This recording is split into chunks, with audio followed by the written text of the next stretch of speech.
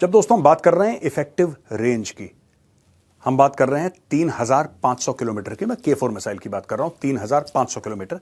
यानी कि अगर यहां से मुंबई से ये टेक ऑफ करता है, ये कहीं पे यहां पे है, राइट, या फिर गुजरात के आसपास से यहां पे है, इस पूरे इलाके में घूम रहा है ये, राइट। यहां से अगर फायर करता है तो पाकिस्तान के किसी भी इलाके को it can finish any area with in Pakistan, any area with in Pakistan. कुछ भी पाकिस्तान का इलाका इससे बच नहीं पाएगा, ये खत्म कर देगा ये पूरे, अगर पाकिस्तान से अटैक हुआ तो। One nuclear submarine has the capability with K4 to wipe out. भगवान ना करे कभी ऐसा हो, क्योंकि we should never speak lightly about nuclear weapons. कभी हल्के तौर पे न्यूक्लियर वेपन्स के बारे में बात नहीं करनी चाहिए। जैसे पाकिस्तानी करते हैं ना, रेडी वाला भी कहता है हमारे पास न्यूक्लियर है, एटम बम है, ऐसी हल्की बातें नहीं करनी। बट क्योंकि K4 का लॉन्च हुआ है, मेरा फर्ज बनता है आपको समझाना, ये मेरी ड्यूटी है, इसलिए मैं आपको समझा रहा हूं। कहीं से भी भारत अगर अटैक करता है पाकिस्तान को न्यूक्लियर वेपन से, जवाबी कार्रवाई में of course always in retaliation this country will cease to exist. Now अब हम आते हैं चाइना।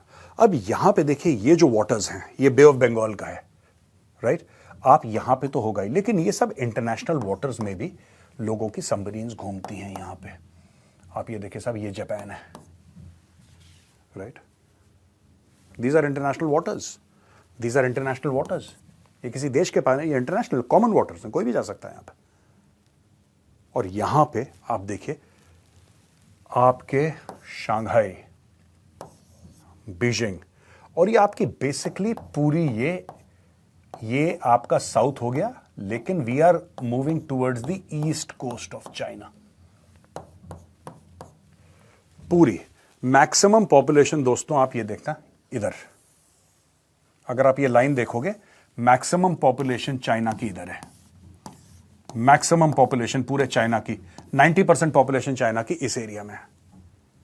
और भारत पक्का, in case of a nuclear attack, India will target these population centres of China, these main areas of China. क्योंकि आपने तो हमारे ऊपर अटैक कर ही दिया है, अब आपने हमारे ऊपर अटैक कर दिया है तो boss, you will not exist also.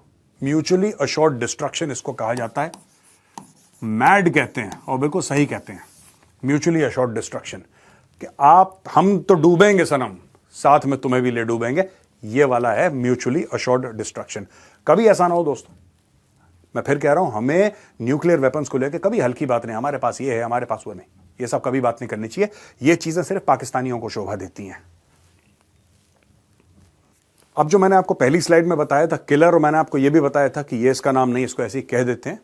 Actually this is the Kalam family, डॉक्टर APJ अब्दुल कलाम के नाम पे ये नाम रखा गया है। So this is the Kalam family. और ये K5 सागरिका जो ऑलरेडी है हमारे पास एग्जिस्टेंस में, K5 सागरिका, इसका रेंज 750 किलोमीटर हम आपको बता चुके हैं। ये K4 है, K4 का रेंज है 3500 किलोमीटर दोस्तों। K5 और K6 अंडर डेवलपमेंट हैं, ये भी आने वाली हैं बहुत जल्दी, 2026-2027 तक आपको इनकी भी खबर मिल जाएगी कि ये ऑलरेडी ऑपरेशनल हो चुकी हैं 5000 और 6000 किलोमीटर के रेंज पे। तो हमारे जो दो एडवर्सरीज हैं, पाकिस्तान और China, they are very well and thoroughly covered even today.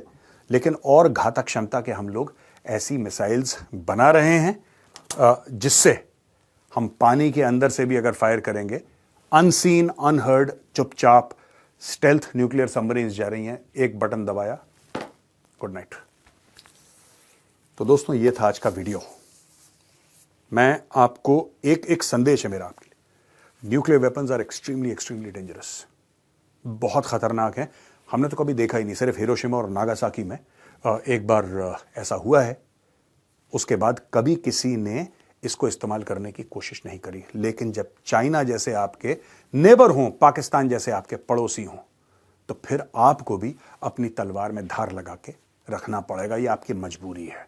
किसी को खुशी नहीं होती ये सब इतना तामझाम करके, लेकिन हमें करना पड़ेगा क्योंकि हमारे पड़ोसी ऐसे हैं।